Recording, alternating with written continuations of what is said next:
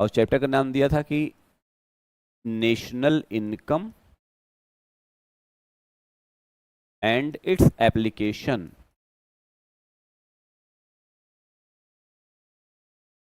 अभी इस तरीके से चैप्टर का नाम कहीं है नहीं, किसी बुक में भी नहीं है। राष्ट्रीय आय और उसके अनुप्रयोग, राष्ट्रीय आय और अनुप्रयोग।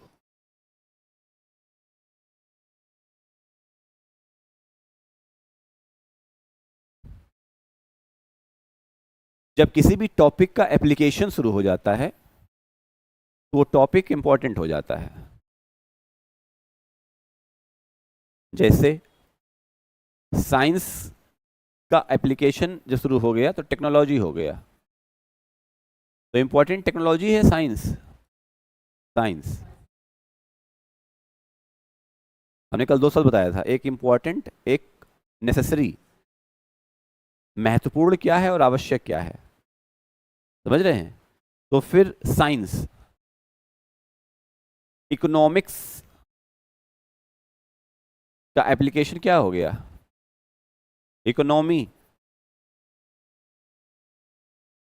तो जो बाद में आ रहा है वो एप्लीकेशन है, वो एनालिसिस के जरिए आता है। जो पहले आ रहा है वो बेस है, वो थॉट है। तो कल पढ़ाते पढ़ाते समझाए थे कि प्राइमरी सेक्टर का application secondary sector, secondary sector का एप्लीकेशन टर्शियरी सेक्टर। यानी किसी भी देश की अर्थव्यवस्था का जो बेस है वो उसका प्राथमिक क्षेत्र है, और किसी भी अर्थव्यवस्था की जो साज सज्जा है, जो सुपर एप्लीकेशन है, उसका टर्शियरी सेक्टर। किसी भी देश की अर्थव्यवस्था, सिर्फ भारत की बात नहीं कर रहे हैं। तो हमें ज़्यादा बेस पे काम करना चाहिए या उसके एप्लीकेशन पर? बेस। क्यों? बेस जितना स्ट्रांग होगा एप्लीकेशन ऑटोमेटिकली बेहतर होता चला जाएगा। लेकिन देखिए उल्टा है, हम लोग अपने शारीरिक चौष्ठव पे कार्य नहीं करते, हम हेल्दी होने पे कार्य नहीं करते। हम क्रीम लगाते हैं, तेल लगाते हैं, क्यों?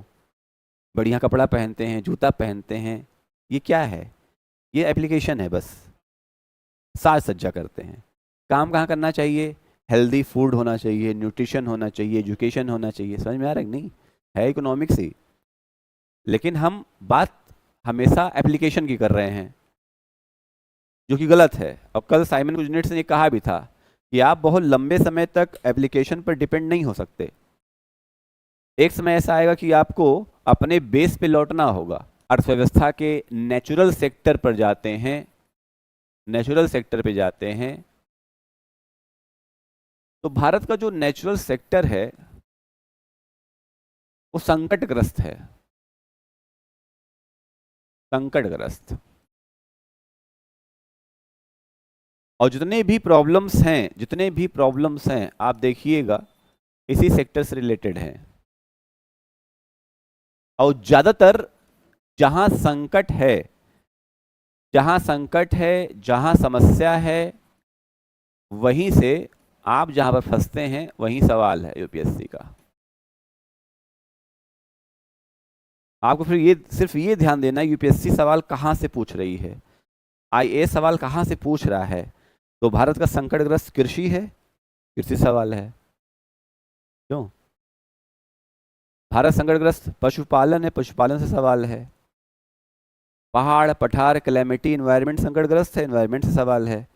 अब आप ध्यान से अगर GS first, GS second, GS third, GS fourth को ध्यान से सोचेंगे तो जीएस फर्स्ट में देखिएगा जो चैप्टर संकटग्रस्तों से सवाल है, जिन्होंने बताया दिल्ली सल्तनत और मुगल हो सकता है आने वाले समय में हटे, तो यूपीएससी का सवाल वहां चला जाएगा।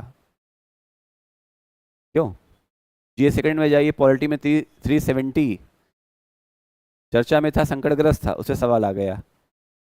जीएस थर्ड में चले जाइए, इंटरनल सिक्योरिटी में आतंकवाद।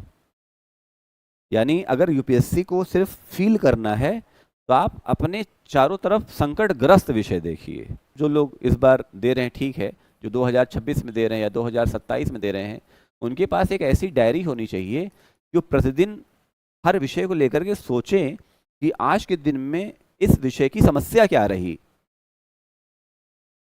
मतलब बहुत हम आपको बेसिक बात बता रहे हैं, अगर आपने ये काम कर लिया तो मान के चलिए आपका पीटी तो खैर होगा ही होगा, मेंस में समस्या नहीं आएगी।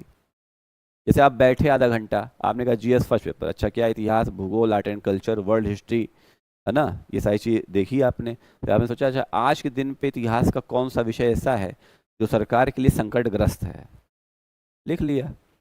अच्छा आज के दिन में राज्य व्यवस्था में, पॉलिटी में, राजनीति में क्या संकटग्रस्त है, आज के दिन में इकोनॉमी में क्या संकटग्रस्त है, तो आपने देखा अरे शेयर मार्केट से, सोने से, चांदी से, क्यों, आलू के उत्पादन से, बादाम से, तमाम चीज़ों से लिख लिया। तो ऐसे करते करते ना आपका खुद अपना 365 तैयार हो जाएगा। तैयार होगा कि नहीं? और एक बार 365 आपने खुद तैयार कर लिया तो इम्तिहान तो खुद ही को देना है। समस्या मतलब हमारे साथ यही है, इम्तिहान खुद देना है, 365 दूसरे का पढ़ रहे हैं। क्यों? इम्तिहान आपको देना है, नोट्स दूसरे के पढ़ेंगे। कभी दूसरे की नोट्स नहीं पढ़नी चाहिए, याद रखिए इस बात को, कभी नहीं पढ़नी चाहिए। आपका इम्तिहान है, खुद बनाइए, ठीक। इसे कभी इंटरव्यू देने वाले की सफलता को फॉलो नहीं करना चाहिए, क्योंकि आपके जीवन में बहुत सारे लोग हैं जो आपको अलग अलग रास्तों पर चलने की सलाह देंगे, देते ही होंगे। मान लीजिए हम कुछ बताए, इतिहास वाले सर कुछ बताए, पॉलिटी वाले सर कुछ बताए, फिर आप कुछ दिन बाद सफल लोगों का साक्षात्कार सुन लिए, वो सब गुड़ गोबर कर दिए, वो कुछ और बता दिए। आपका अपना एक विवेक है, अपना एक ब्रेन है, अपना एग्जिस्टेंस है। आप देखिए आप अपने आप को क्या बता रहे हैं। अच्छा चूंकि हम लोग इतना पैरासाइट हो जाते हैं दूसरों की बात सुनते सुनते, अपनी बात सुन ही नहीं पाते, और फिर क्या खोजते हैं, सच्चाई नहीं मिलेगी। क्लियर हो रहा है? इसलिए एक काम शुरू करिए, 365 अपना खुद बनाइए और देखिए यूपीएससी के सवाल समस्या कहाँ पर हैं। यूपीएससी जहाँ से भी को लगता है कि अरे ये समस्या है, वही सवाल है। तो भारत का जो नेचुरल सेक्टर है जिसमें सबसे बड़ा भाग क्या है, कृषि, ये संकटग्रस्त है। अब कृषि से पिछले 5 वर्षों में 23 सवाल आए हैं पीटी में, और पिछले 5 वर्षों में 15 सवाल आए हैं मेंस में।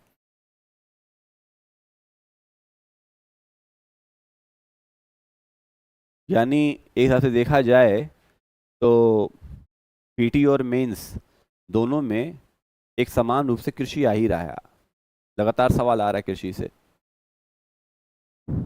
अब मान ली किसी को पीटी देना है तो उसको अब कृषि संबंधित समस्याएं देखनी चाहिए और सरकार ने उसके लिए क्या समाधान किया ये देखनी चाहिए।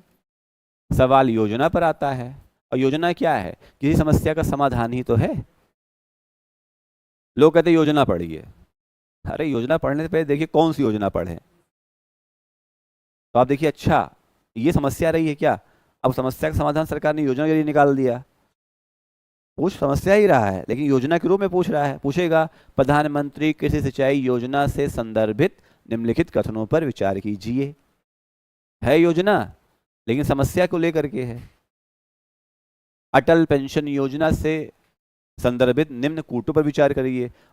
जितनी भी योजना चल रही है हिंदुस्तान में सब समस्या के समाधान के लिए। इस बात से सहमत हैं?